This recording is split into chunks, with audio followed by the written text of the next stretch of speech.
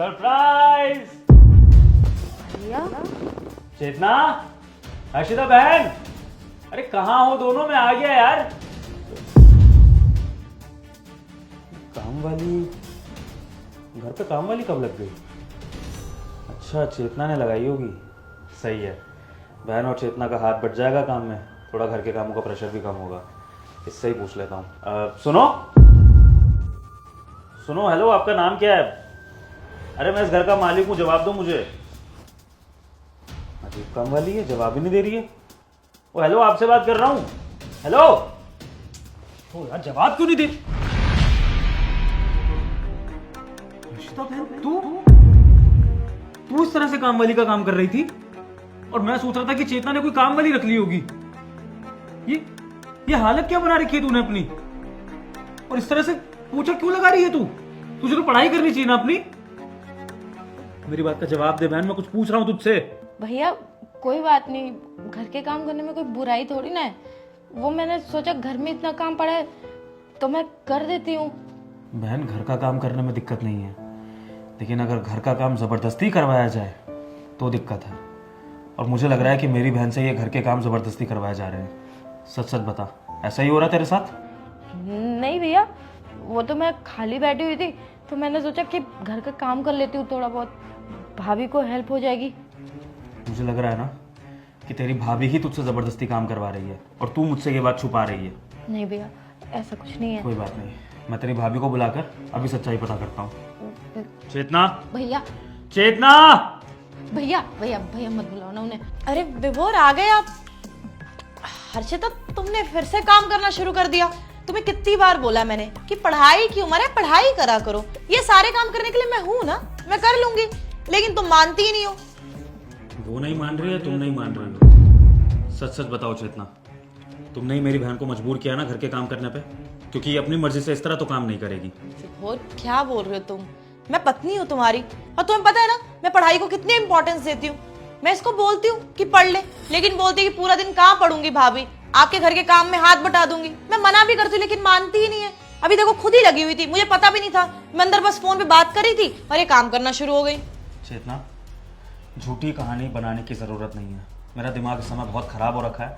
सारी बात साफ साफ सच सच बता दो तो हो सकता है हम बैठ के बात कर लें, वरना अच्छा नहीं होगा तुम्हारे लिए। अब मुझे सच सच बताओ कि तुमने मेरी बहन से जबरदस्ती काम क्यों करवाया? मैं अच्छे से जानता हूँ कि जबरदस्ती तुमने ही इसके साथ करी है।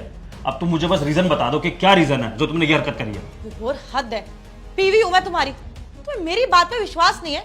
अपनी बहन को पोछा लगाते हुए क्या देख लिया? पागल हो गए हो क्या? अरे नहीं कराती तुम्हारी बहन से काम, सारे काम मैं ही करती हूँ इस घर में, वो तो कभी नहीं दिखता। अगर एक बार उसने पोछा लगा दिया, तुम तो मेरे सर पे चढ़ गए कि जैसे नौकर बना के रखा हो मैंने इसे। ठीक है, तुम सच नहीं बताओगी ना तो सच मैं उगलवाऊंगा तुमसे। हर्षिता, एक काम करो, अपनी प्यारी भाभी को पोछा उनके हाथ में दो।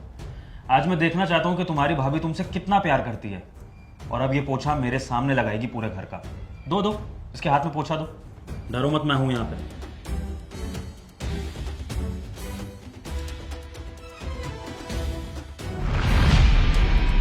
खराब हो गया तुम्हारा। तुमको एक बार मैंने मना कर दिया, तुम्हें समझ नहीं आता है? हाँ, यही करती है घर के काम सारे। कोई प्रॉब्लम अगर ये कर लेगी, उसका भी तो घर है, मैं करूंगी घर के काम। शादी करके मैं इसलिए आई हूँ कि यहाँ पे झाड़ू पोछा करूँ, नौकरानी बन के रहूं मैं। और वैसे भी मैं ना बहुत तंग आ चुकी तुम्हारे इस घर से। शादी करके ना मैंने अपनी जिंदगी बर्बाद कर ली। तुम तो बॉर्डर पे रहते हो, मेरे साथ यहाँ पे कौन है? तुम्हारी बहन। और तुम्हारी बहन की तो सेवा करनी है ना मुझे। हमेशा जाते वक्त तुमने ये नहीं बोला कि अपना ध्यान रखना, ये बोला कि मेरी बहन का ध्यान रखना, कि वो पढ़ाई कर रही हो अच्छे से और बिल्कुल सही रहे। और वैसे भी कैसी का घर है ना, यहाँ पे काम कर लेगी, नौकरानी नहीं होगी। और बोझ ही है हमारे सर पे। कल को शादी करेगी, किसी और घर जाएगी, इस घर की थोड़ी है ये। कमाल है, एक फौजी देश की रक्षा के लिए अपनी जान दांव पे लगा देता है और उसी फौजी का घर ही सुरक्षित नहीं होता। वो बेचारा बॉर्डर पे ये सोच के अपनी ड्यूटी करता है कि उसके घर में सब कुछ ठीक रहे, लेकिन जब वो अपने घर आता है तो ये देखता है कि उसके घर वालों में इतनी सी भी अंडरस्टैंडिंग नहीं है कि घर को मिल बांट कर चलाए, एक दूसरे के साथ रिश्ते अच्छे रखे।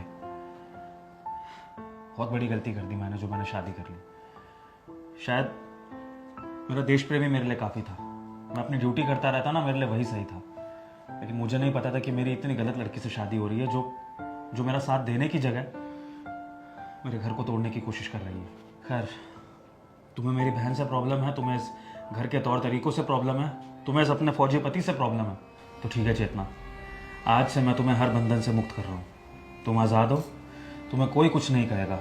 जाकर दूसरी शादी करो, अपने मायके जाओ, जिसके साथ रहना है उसके साथ रहो, अपनी ख्वाहिशें अपनी खुशियाँ पूरी करो, लेकिन इस घर में अब तुम्हारी कोई जगह नहीं है। निकलो यहाँ से। विभोर, विभोर, आई एम सॉरी। मैंने जो भी बोला ना, मैंने गुस्से में आके बोला, आई एम सॉरी। मैं ना आज के बाद ऐसा कुछ नहीं करूंगी। प्लीज तुम अपना काम मत छोड़ो और ना मुझे छोड़ो। आज के बाद अर्चिता कोई घर का काम नहीं करेगी, सारे काम मैं कर लूंगी। Please, I am sorry. Sorry Chetna, sorry मैं तुम्हें बोलता हूँ, क्योंकि मैं अब तुम्हें दूसरा मौका दे नहीं पाऊंगा।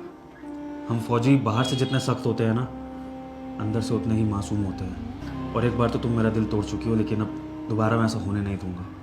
तो बेहतर यही है कि तुम यहाँ से चली जाओ। अपनी बहन का ख्याल मैं खुद रख लूँगा।